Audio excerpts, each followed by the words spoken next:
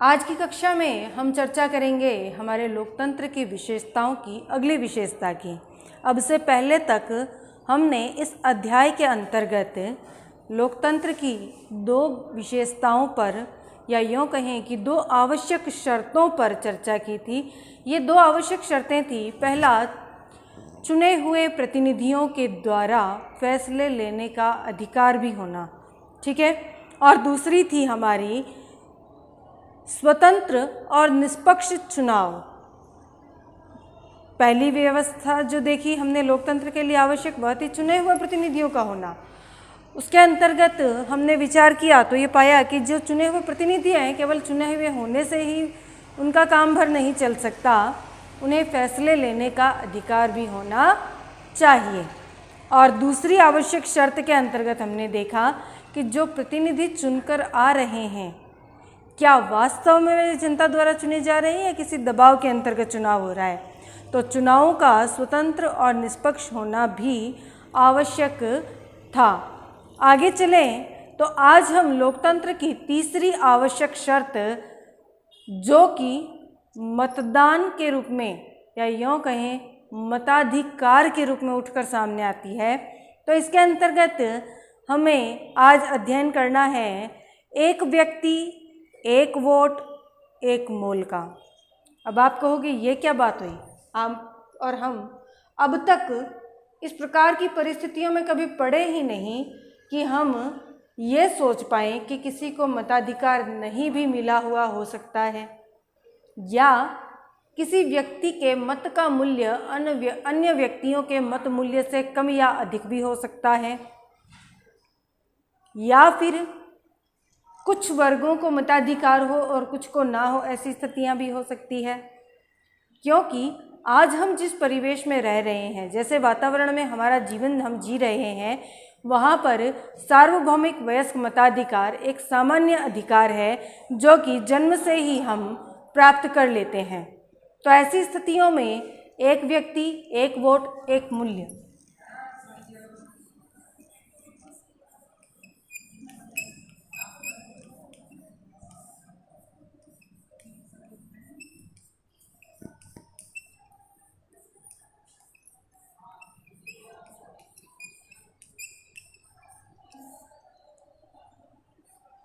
अब हम इस विषय पर चर्चा करें उससे पहले हम हमारे अध्ययन किए हुए पिछले कुछ विषयों की बात कर लेते हैं। हमने फ्रांस की क्रांति पढ़ी है ना। फ्रांस की क्रांति में हमारे सामने ये बात आई थी कि महिलाओं को मताधिकार नहीं था। एस्टेट में जो वर्ग थे उनको वर्ग के अनुसार मतदान करना पड़ता था। इसके अलावा भी बहुत सारी चीज़ें हमने देखी। आज हम केवल फ्रांस ही नहीं अन्य कई देशों की चर्चा भी करते हैं। जैसे कि मैं आपको बताऊं, सऊदी अरब, हम सभी ने सऊदी अरब का नाम सुना है।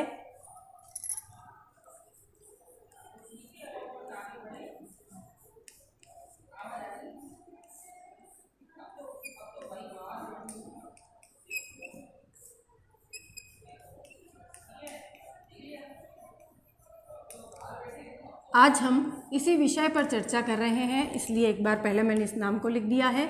अब हम बात करते हैं दुनिया के ऐसे देशों की जहां पर इस अधिकार को प्राप्त करने के लिए नागरिकों को बहुत संघर्ष करना पड़ा। तो सबसे पहले नाम आता है सऊदी अरब का।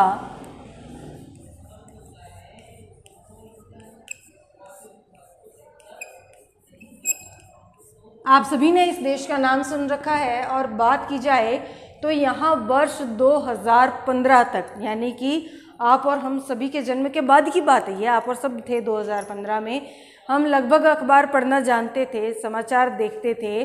तो 2015 तक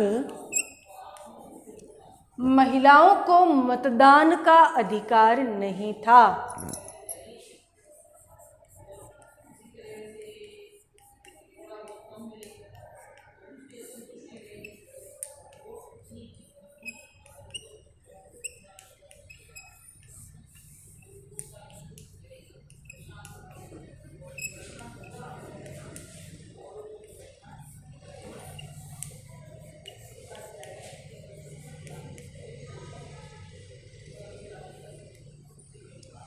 तो आप कल्पना कर सकते हैं एक ऐसा देश जहाँ पर महिलाओं को वोट देने तक का अधिकार नहीं था, वहाँ पर समाज में महिलाओं की स्थिति कैसी होगी। जो बातें हम समानता की करते आते हैं, वैसी समानताएं क्या इस समाज में महिलाओं को प्राप्त हो सकती थी जहाँ उन्हें मत देने तक का अधिकार नहीं था। एक ऐसा समाज जहाँ महिलाओं को मतदान का अधिकार नहीं है, वहाँ राजनीति में उनकी क्या भागीदारी हो सकती है। अन्य देशों की बात करें तो यहाँ पर तो पूरी तरह से अधिकार ही नहीं दिया गया है, यानी वोट का अधिकार नहीं था। अब बात आती है मूल्य की। तो मूल्य की बात करते हैं तो एक अन्य देश है एस्टोनिया। एस्टोनिया में रूसी अल्पसंख्यक समाज अलग था और वहाँ के प्रॉपर जो मूल नागरिक थे वे अलग थे। इनके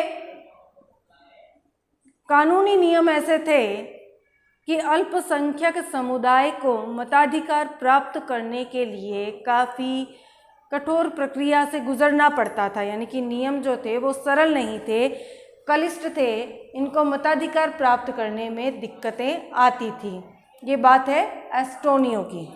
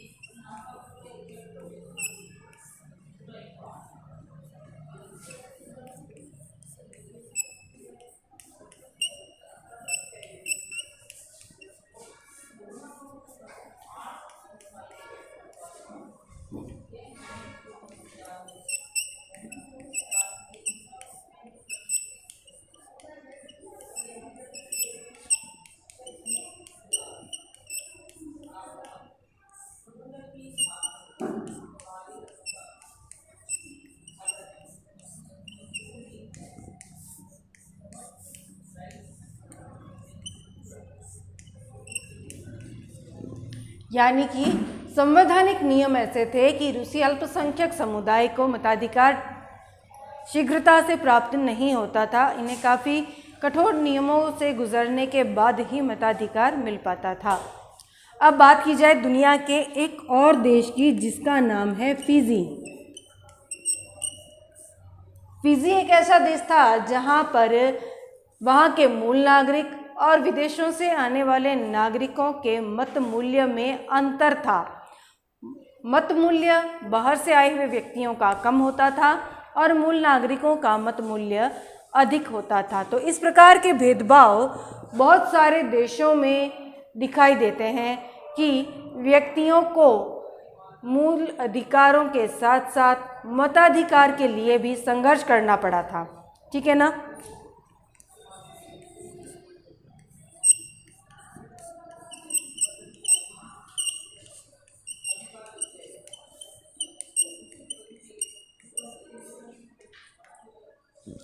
तो अब हम बात करें लोकतांत्रिक व्यवस्था की। किसी भी देश के अंदर जब हम लोकतांत्रिक व्यवस्था की कल्पना करते हैं तो ऐसी स्थितियों में हम ये चाहते हैं कि वहाँ के सभी नागरिकों को राजनीति में भागीदारी के लिए समान अवसर प्राप्त हों, सभी व्यक्ति चुनाव में हिस्सा ले सकें और सबके मतों का मूल्य एक हो। ऐसी स्थिति में हम ये कह सकते हैं कि लोकतंत्र राजनीतिक समानता के बुनियादी सिद्धांतों पर आधारित व्यवस्था है और किसी भी लोकतांत्रिक देश के लिए यह ज़रूरी है कि वह अपने देश की संपूर्ण जनता को मताधिकार दे, साथ ही सभी के मत का मूल्य भी समान रखें। तो इस आधार पर लोकतंत्र कैसी व्यवस्था है? राजनीतिक समानता के बुनियादी सिद्धांतों पर आधारित।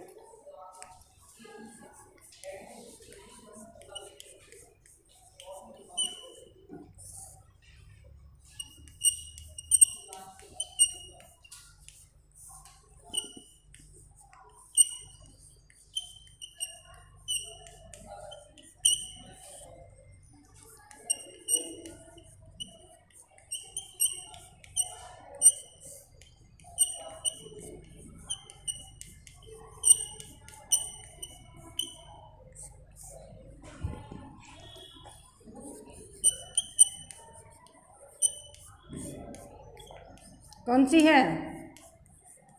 लोकतंत्र।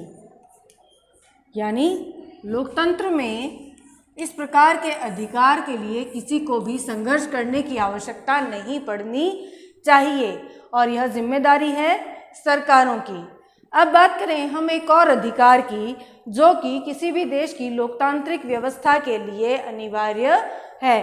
तो आगे हमारा जो अधिकार है वह है कानून का राज और अधिकारों का आदर, यानी कि न्याय व्यवस्था से संबंधित हमारा अगला अधिकार है, जो कि किसी भी देश की लोकतांत्रिक व्यवस्था को सफल और सुचारू बनाने के लिए आवश्यक है।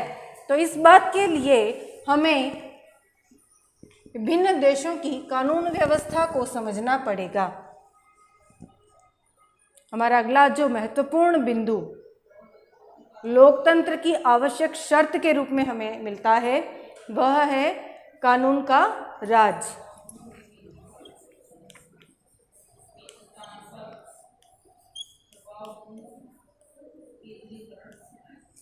कानून का राज, राज का मतलब हो गया कानून सबके लिए समान और सब पर कानून का नियंत्रण। ऐसा नहीं कि सरकार के अंदर जो बड़े प्रतिनिधि हैं वो कानून से अलग हटकर काम कर सकते हैं, नहीं, सब पर नियंत्रण होगा कानून का, न्याय का, विधि का, ठीक है ना, और अधिकारों का आदर किया जाएगा, चाहे वे किसी सामान्य व्यक्ति के हैं चाहे वे किसी बड़े पदाधिकारी के हैं।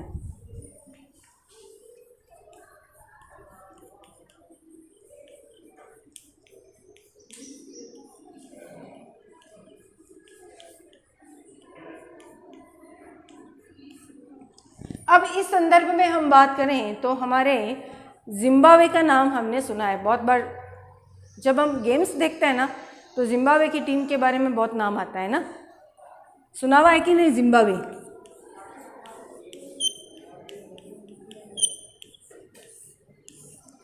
जिम्बाब्वे की हम बात कर रहे हैं और यह घटनाक्रम है हमारा 1980 के आसपास का, ठीक है ना।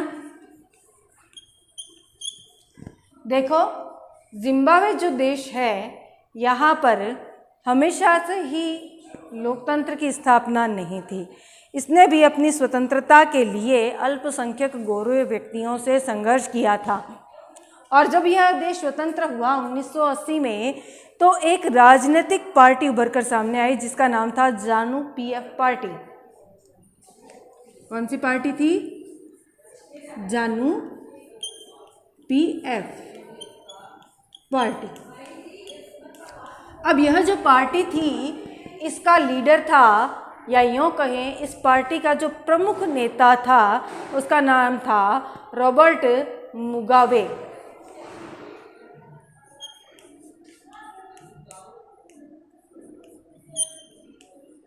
रॉबर्ट मुगाबे ये इस पार्टी के नेता थे। अब जब जिम्बाब्वे स्वतंत्र हुआ और जिम्बाब्वे में लोकतंत्र की स्थापना हुई तो निश्चित रूप से वहाँ पर चुनाव हुए और चुनाव में जो पार्टी जीत कर आई उसका नाम था जानु पीएफ पार्टी। अब इसके जीतने का कारण कालांतर में ये था कि यह जो पार्टी थी इस पार्टी ने स्वतंत्रता प्राप्ति के लिए बहुत संघर्ष किया था और इस पार्टी के नेता थे रॉबर्ट मुगाबे। इन्होंने जनमत प्राप्त करके सत्ता प्राप्त की थी। अब व्यवहारिकता की ओर आगे बढ़ते हैं। ये जो रॉबर्ट मुगाबे थे ये जनता में काफ़ी लोकप्रिय थे, लेकिन एक व्यक्ति के लोकप्रिय होने से पूरी एक पार्टी का सत्ता में आ जाना संभव नहीं होता है। लेकिन यह व्यक्ति जो थे रॉबर्ट मुगाबे ये सत्ता के लोलुप थे, ये सत्ता प्राप्त करना चाहते थे, इसीलिए इन्होंने विभिन्न चुनावी हथकंडों का प्रयोग करते हुए बार बार चुनाव जीते। यानी कि रॉबर्ट मुगाबे ने सत्ता में रहते हुए काफ़ी ऐसे कार्य किए जिससे कि सत्ता में इनका प्रभुत्व बना रहे और ये इनके प्रयास थे। ये लगभग क्या थे? पहला, चुनाव में गलत तरीकों का प्रयोग करना।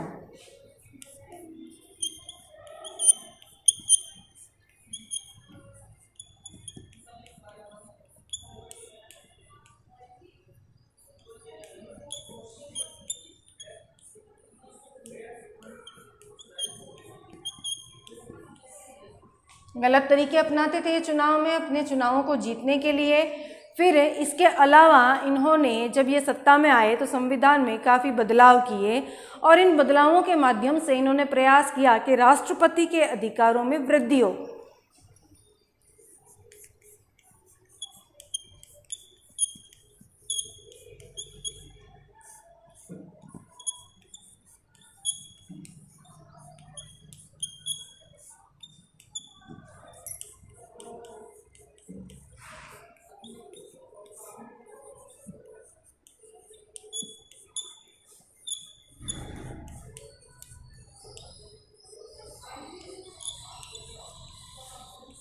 अब चूंकि ये खुद राष्ट्रपति थे तो ये चाहते थे कि इनके अधिकार जो हैं ये बढ़ते जाएं और जैसा ये चाहें पूरे देश में ठीक वैसा ही शासन चलता रहे और ये हमेशा सत्ता में बने रहने का प्रयास करते रहते थे।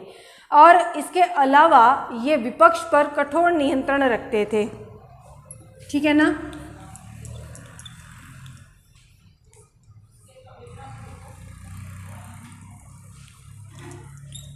यानी कि विपक्ष की कोई सभा होती थी तो उसको स्थगित करवा देना, सभाएं करने की अनुमति शीघ्रता से ना देना, उनके विचारों के प्रचार प्रसार में बाधाएं पहुंचाना आदि ऐसे बहुत सारे काम थे जो ये अपने विरोधियों के दमन के लिए करते रहते थे। इसके अलावा राष्ट्रपति की आलोचना का अधिकार किसी को भी प्राप्त नहीं था। ठीक है ना। आलोचना का जो अधिकार था ये काफ़ी सीमित अवस्था में था।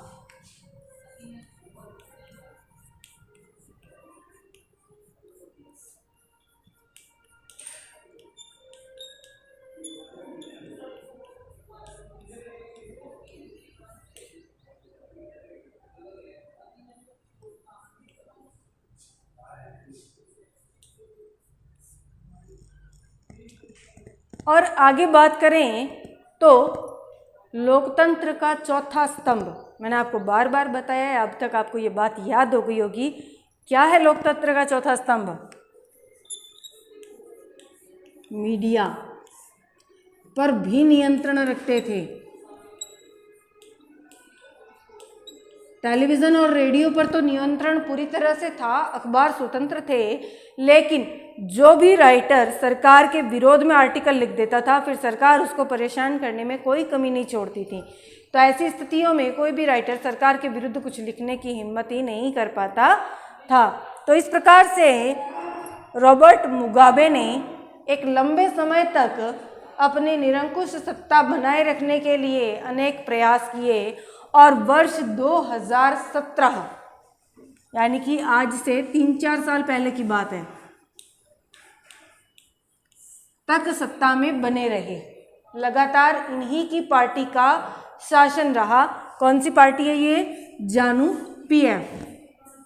ठीक है ना। ये बात हम कर रहे हैं जिम्बाब्वे की।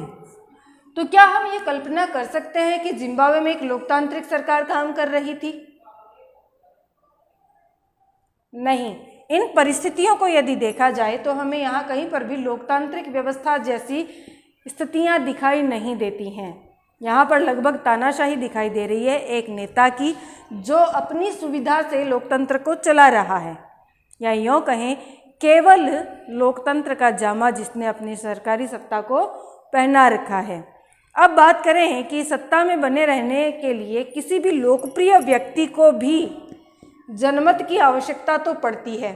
जनमत के बिना वह सत्ता में नहीं रह सकता। ठीक है। अब इसके लिए आवश्यक क्या है कि हम लोकप्रिय भी हों और लगातार सत्ता में भी बने रहें।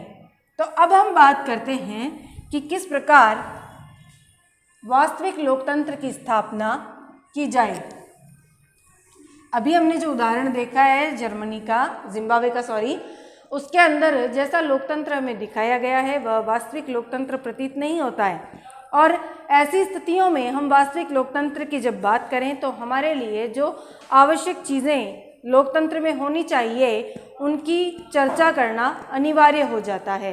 तो सत्ता में बने रहने के लिए किसी भी लोकप्रिय व्यक्ति को जब चुनाव जीतकर आना ज़रूरी है तो उसके साथ साथ केवल चुनाव जीतना ही नहीं, चुनाव में लोकतांत्रिक तरीके से कानून के समक्ष समानता भी सबको मिलनी चाहिए। मीडिया भी स्वतंत्र होना चाहिए, जनता को अपने विचारों की अभिव्यक्ति करने का अधिकार भी मिलना चाहिए। ये कुछ ऐसी चीज़ें हैं जो कानून ही प्रदान कर सकता है, ठीक है ना।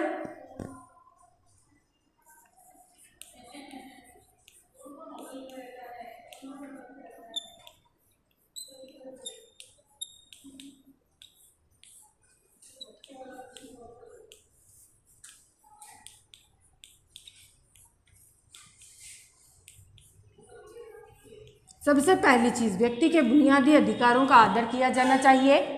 और दूसरा जो महत्वपूर्ण पक्ष आता है वह है कानून के समक्ष समानता का।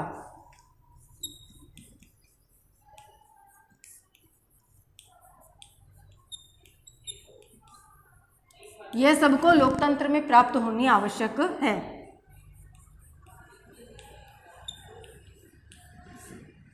तीसरी जो महत्वपूर्ण बात आती है वह है कि स्वतंत्र न्यायपालिका होनी चाहिए, जो सरकार पर और विपक्ष पर दोनों पर नज़र रख सके कि वे संविधान के अनुसार कार्य कर रहे हैं अथवा नहीं।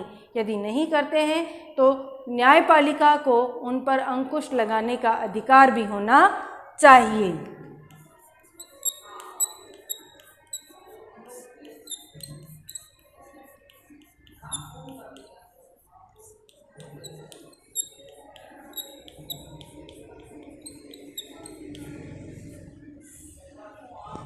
आगे बढ़े तो ऐसी सरकार जो लोकतांत्रिक सरकार कहलवाना पसंद करती है, इसे जनता के प्रति उत्तरदायी भी होना चाहिए। इसकी जवाबदेही किसके प्रति होनी चाहिए? जनता के प्रति।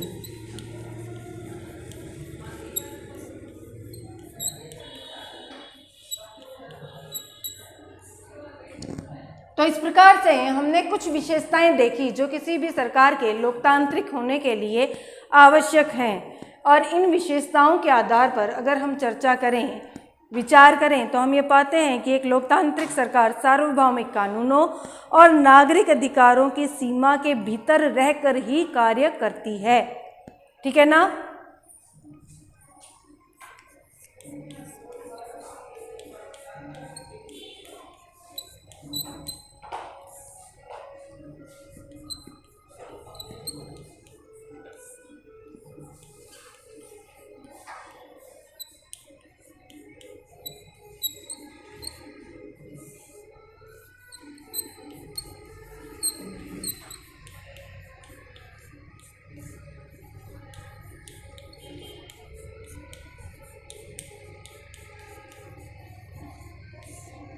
और नागरिक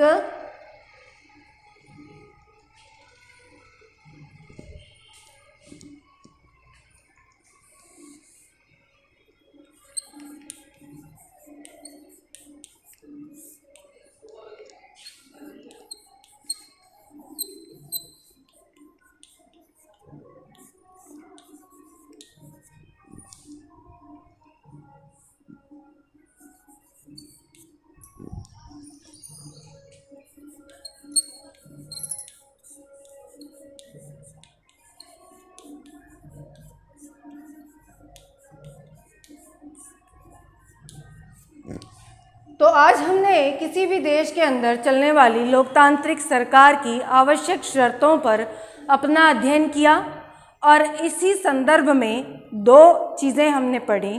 पहली थी एक मत, एक मूल्य एक व्यक्ति के लिए ज़रूरी होना चाहिए। एक व्यक्ति के द्वारा एक वोट दिया जाए और उसके वोट का मूल्य एक हो, यानी कि सभी व्यक्तियों को समान मताधिकार, सार्वभौमिक मताधिकार। और दूसरी जो चीज़ हमने देखी वह थी कानूनों के दायरे में रहकर सत्ता का संचालन। तो आज की पढ़ाई हम यहीं तक करते हैं। आप इतने वीडियो के नोट्स बनाएं और यदि कहीं आपको कोई दिक्कत आती है तो अपनी लाइव कक्षा में इसके बारे में चर्चा ज़रूर करें। अगली कक्षा में हम आगे के अध्याय का अध्ययन करेंगे।